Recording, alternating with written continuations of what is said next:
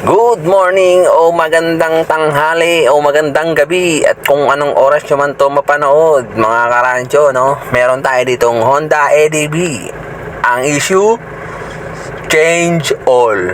Joke lang. Change oil lang mga karancho, no? Meron na ako sa inyo konting tips na medyo kakapulutan natin ng konting aral, no mga karancho, no? Hindi naman porque change oil mag-change oil lang. Meron tayong mga konting kaalaman lang. Ito naman sa mga baguhan lang at sa mga veterans na dyan, skip nyo na lang. Huwag nyo na lang panoorin. O kaya mag-subscribe na lang kayo sa akin. Joke. Pero hindi joke yun. So, yun mga karancho, no? Itong pinapakita ko sa inyo mga karancho. Ito yung ng ADB, no, ang pinaka filter ng oil filter o ang tawagin strainer, no. Natanggal ko na yung bolt sa ilalim, which is yung 12mm, no, na drain plug. Ito binuksan ko lang kasi itong motor na to almost 1 year na mahigit, no. So ang puro change oil lang na ginagawa dito yung dun lang sa may drain plug.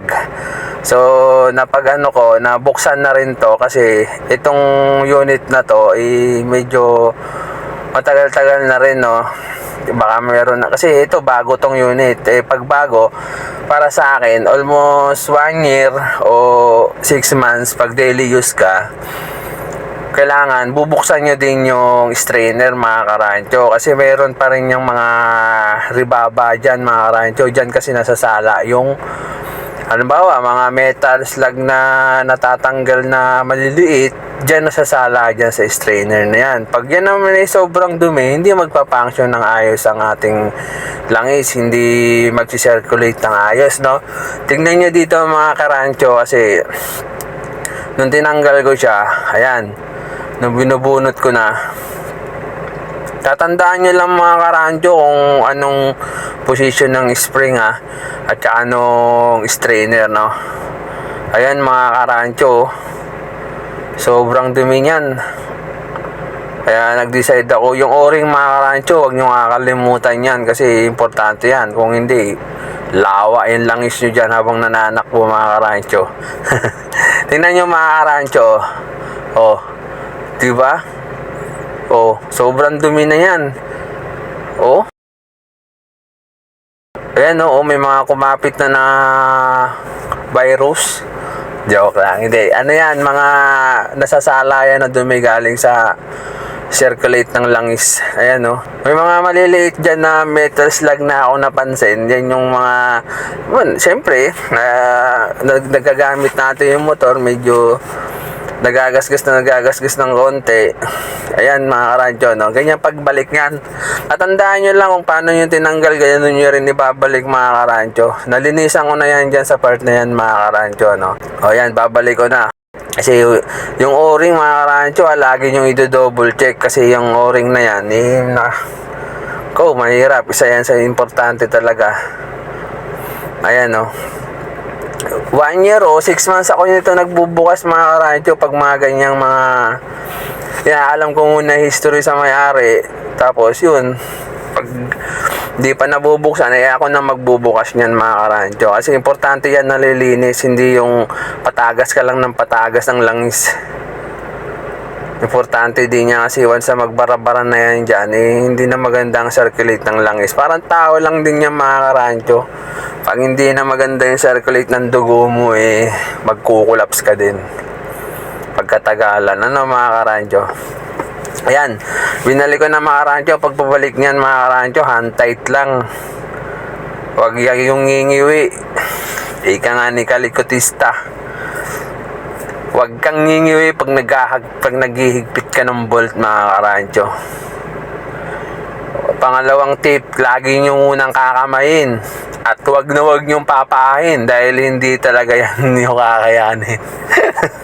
Pag pinahin nyo yan mga karancho, kamay lang mga karancho, lagi nyo munang kakamayin. Tapos siyempre, pag hindi nyo kasi kinamay at piniwersan nyo agad yan, naku po, malaking problema mga karancho. Ayan, binabalik ko na rin yung drain plug dyan mga karancho, no. Dalawa kasi yung binuksan ko kasi Chinik ko nga yung strainer niyan mga karancho. Yan, medyo nahihirapan pa ako. Yan ang nag-video. Gusto ko lang ipaalam sa inyo yung mga tips para pag nag-change oil kayo.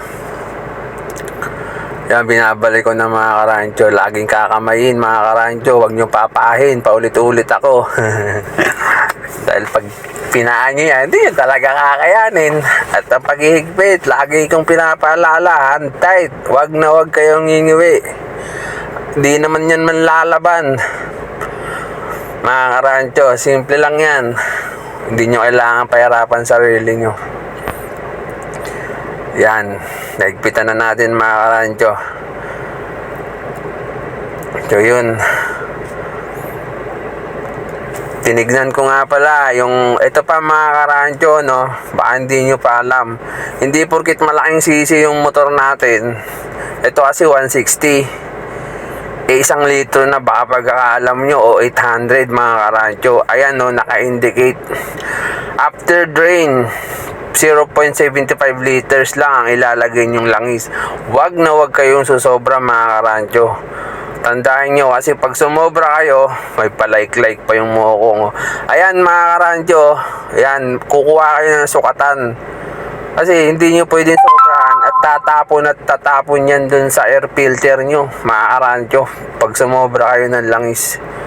Tingnan nyo mga karancho, sinukat ko pa yan.